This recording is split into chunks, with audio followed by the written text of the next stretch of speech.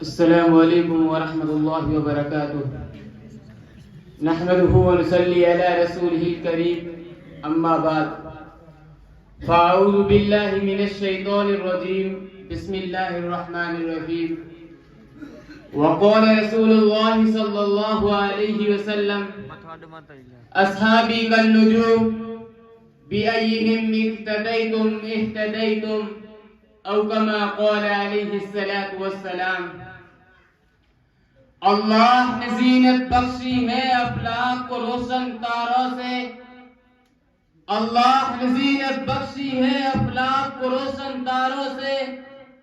اسلام نے عزت پائی ہے محبوب خدا کے یاروں سے.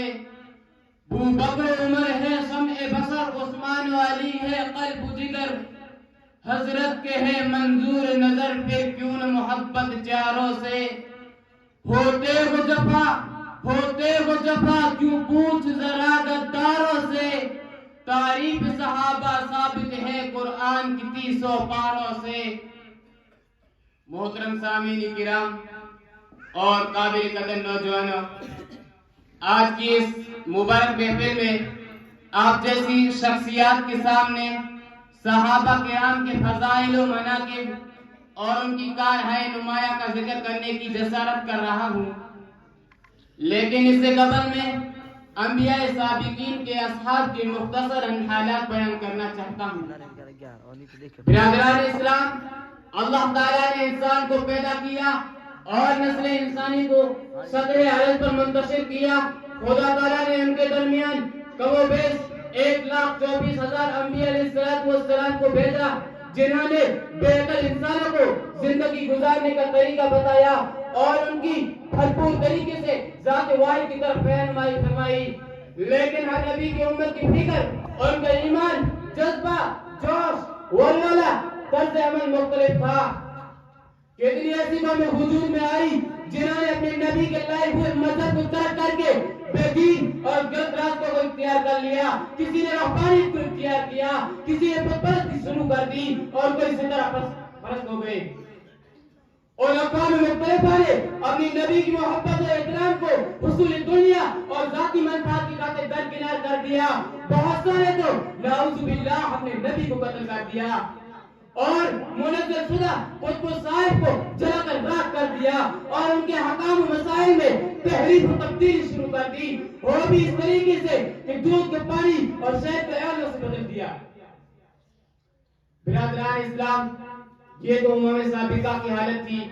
ان کے برخلاف محمد مصطفیٰ احمد مصطفیٰ صلی اللہ علیہ وسلم کی جانثار صحابہ کی زندگی اور ان کی سیرت پر غور کیجئے تو معلوم ہوگا ان کی عظمت و بلندی، فضائل و مناقب کے سامنے حضرت موسیٰ علیہ السلام اور حضرت عیسیٰ علیہ السلام کی امت ذرہ بھی مقدار کی حیثیت رکھتی ہے. محمد کے دیوانوں اور اسلام کے پروانوں نے اپنی جانیں تو دے دی مگر ایمان نہ دیا. دنیاوی دولت و ثروت کو لٹا دیا مگر اسلام کو نہ لٹایا. جامع شہادت نوش کیا مگر ایمانی جذبات میں رائے کی برابر بھی شک و شبہ کو جگہ نہ دی.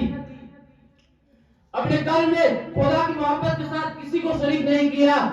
آپ کے پسینے کے مقابل اپنے خون کا خون نہ سمجھا.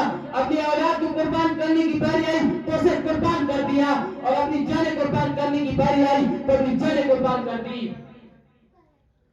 غلامان محمد جان دینے سے نہیں ڈرتے، غلامان محمد جان دینے سے نہیں ڈرتے. یہ سر کر جائے یا رہ جائے کچھ پرواہ نہیں کرتے. معزز سامعین کرام، ذرا توجہ رکھے. حضرت بلال کے اوپر کوڑے بھرس رہے ہیں اور حضرت بلال ہنس رہے ہیں. ابو بکر صدیق نے تعجب سے پوچھا، اے بلال، ایک تکالیف کی باوجود ہنسی کس بات کی؟ حضرت بلال نے اتنا اچھا جواب دیا جو سورہ الفاتح میں لکھنے کے قابل ہے. حضرت بلال نے کہا، جب کوئی آدمی مٹی کا برتن خریدتا ہے تو اسے ٹھوک ٹھوک کر پتہ کر دیکھتا ہے اور میں بھی مٹی کا برتن ہوں. محمد مصطفیٰ صلی اللہ علیہ وسلم مجھ کو خرید رہے ہیں. اللہ اکبر. حضرت بلال نے کیا ہی جواب دیا؟ کیسا ان کا ایمان ہوگا، کیسی ان کی استقامت ہوگی.